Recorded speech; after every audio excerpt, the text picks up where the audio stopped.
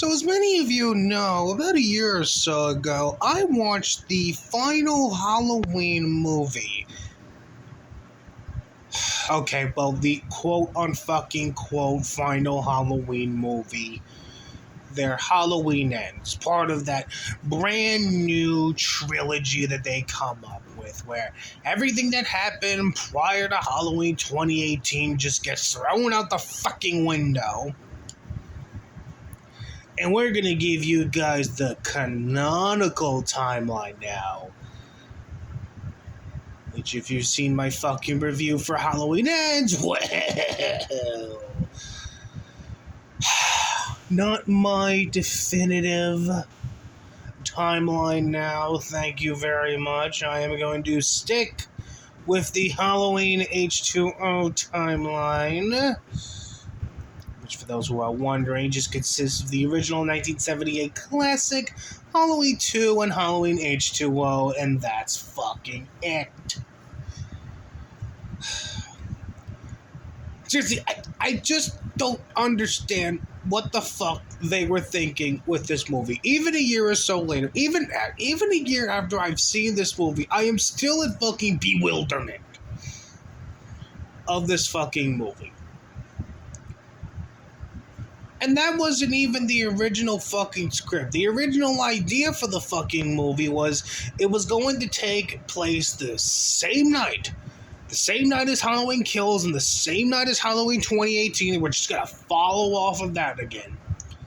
But during COVID, I guess one of them took too many drugs, and, well, we got the fucking train wreck known as Halloween, The Adventures of Corey Cunningham.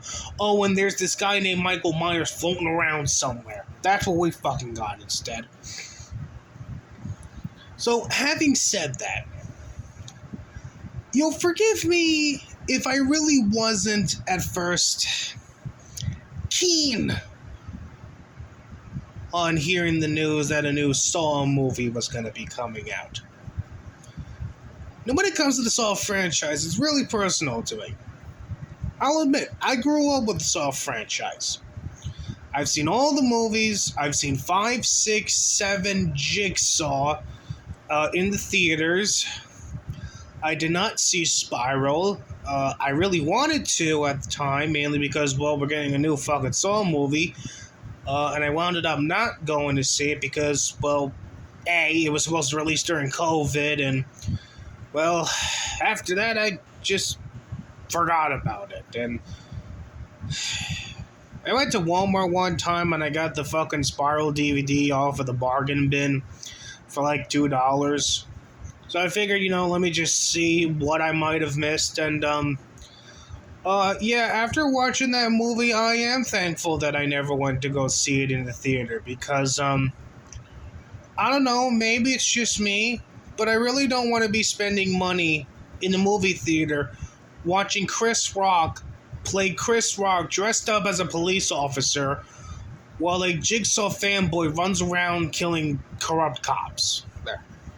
Man, I don't know, maybe it's just me. Oh, and how can I not resist watching Samuel L. Jackson say motherfucker for the millionth time there? Have to fucking check that out. Yeah, so you forgive me if I was not at all a bit optimistic about hearing the news that another Saw movie would come out. And then I saw the fucking trailer. And after watching the trailer, I said to myself, holy shit, I am going to have a lot of fun with it. Because for the first time in this franchise, which has been going on for almost 20 years now, they finally decided, fuck it, let's bring out the old man. Let's wheel out Grandpa. Give him his own fucking movie before we have to put him in the ground for real this time. 20 fucking years this franchise has been going, and they finally just figured out, hey, maybe for the 10th movie, we should make it all about John Kramer. We should make it all about the guy everyone seems to care about when it comes to this fucking franchise of ours. Maybe we fucked up letting Chris Rock put together his little passion project for our fucking franchise here. Maybe we kind of dropped the ball a bit. Maybe we should just let Grandpa have his own fun.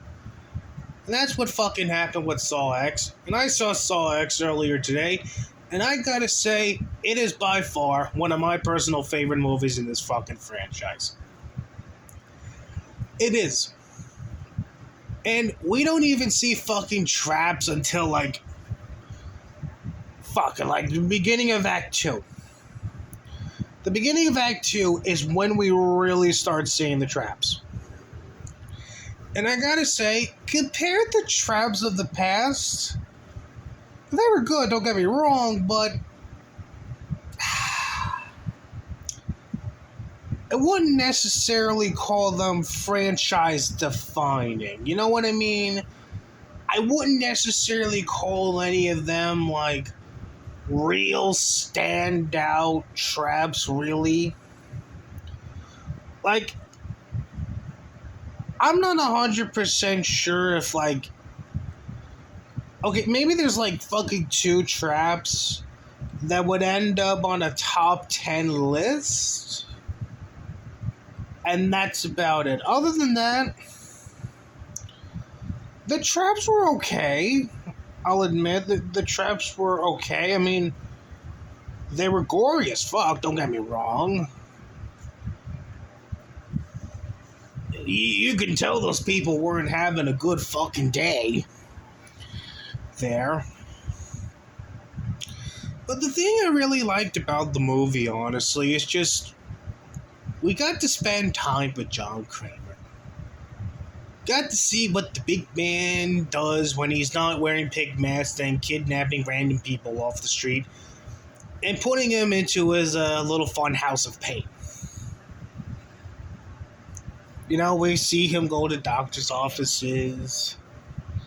We see him daydream about putting this one little janitor into a trap because he's about to steal some shit from some guy in a coma, and then, the guy has a change of heart once he sees John. And John gives him a little pat on the back and says, "Good choice."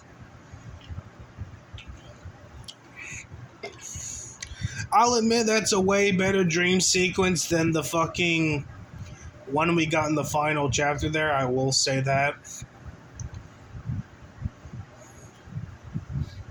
Hearing that John's interested in this cancer treatment there, nice little kind of callback to Saw 6, which is, well, one of my personal favorites in the franchise.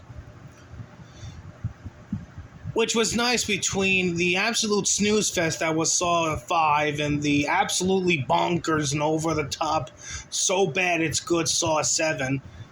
Saw 6 was a nice little middle movie there, I will say that.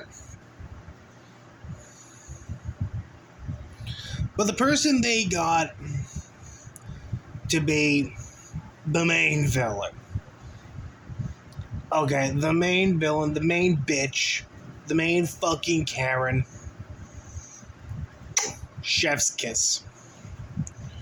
Chef's fucking Kiss. I think they found this woman being on some fucking TV show in Norway that's on Netflix there. They found this woman via that, and I gotta say, this is the first time I'm hearing about this woman, and oh boy, I did like her acting. I thought she was phenomenal in the role as, the main villain.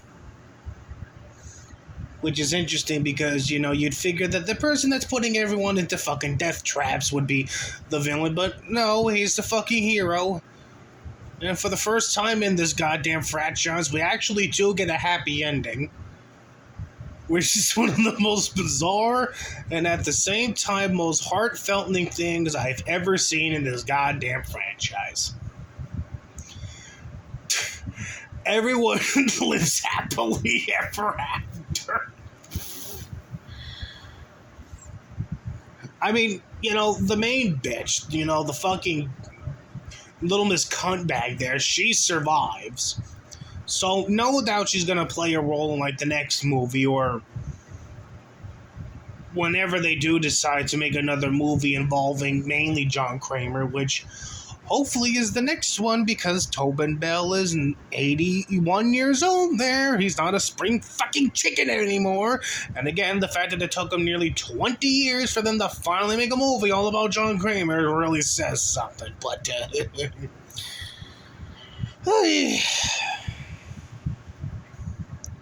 but the post-credit scene, though, the post-credit scene with the Hoffinator. Seeing Costas Mandylor back again in all of his glory. Lily pointed at the screen. Said, "There he is. There's a boy. There he is." So overall, I had a good time, you know. It's like a family reunion. Except with a lot more bleeding and crying there. But it was just one big happy fucking family reunion, you know. You get to see John up to his whole shenanigans. You got to see Shawnee Smith in all of her fucking glory, putting on the pig mask, kidnapping turbo faggots that definitely need to have their fucking arms broken. You get to see fucking the Hoffinator before he turns into a fucking psychopath, when he's just a regular old apprentice under John. You get to see the bathroom again. Okay, I haven't seen that bathroom in theaters in over 13 years, and it looks fucking good, man. Looks just as I remember it, man. All dirty and full of decomposing corpses there.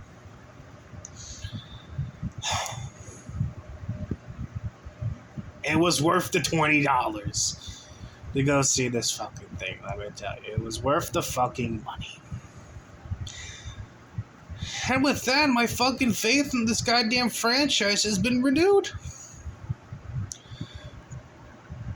I don't know what they're gonna do with the fucking franchise once Tobin Bell eventually dies, but